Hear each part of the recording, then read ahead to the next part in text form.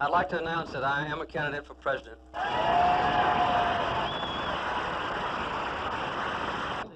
Jimmy Carter was born on October 1, 1924 in Plains, Georgia, to a wealthy peanut farmer.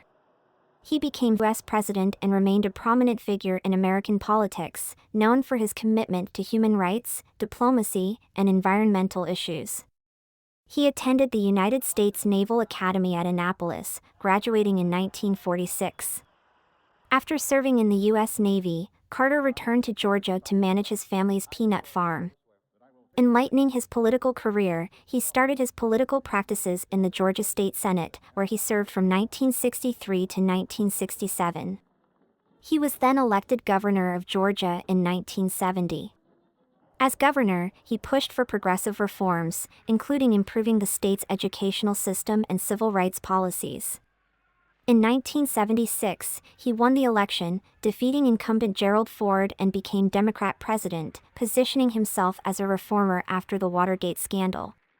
His presidency focused on human rights, environmentalism, and energy conservation.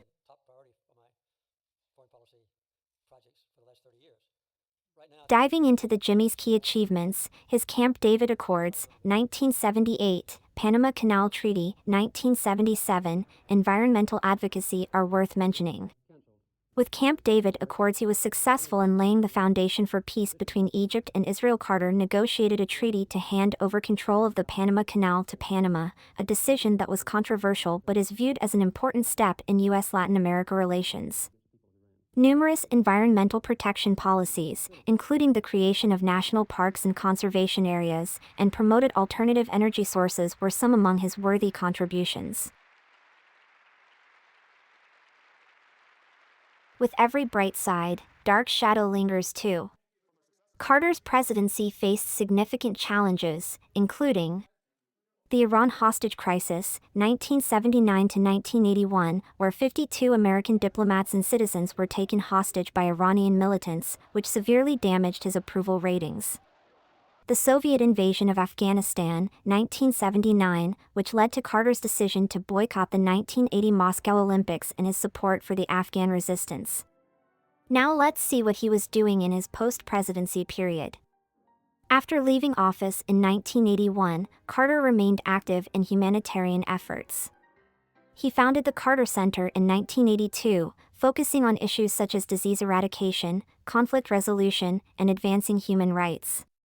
He worked on projects in Africa, Latin America, and Asia, and was awarded the Nobel Peace Prize in 2002 for his efforts to promote peace, democracy, and human rights. Carter also became a prolific author, writing several books on a range of topics, from politics to religion. His commitment to service and diplomacy earned him widespread respect, even among those who disagreed with his policies during his presidency. This is the reason Carter is often regarded as one of the most impactful former presidents due to his post-presidential humanitarian work.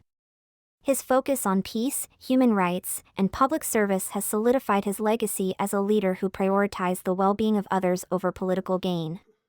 And no doubt, just as the President Biden said, today, America and the world, in my view, lost a remarkable leader.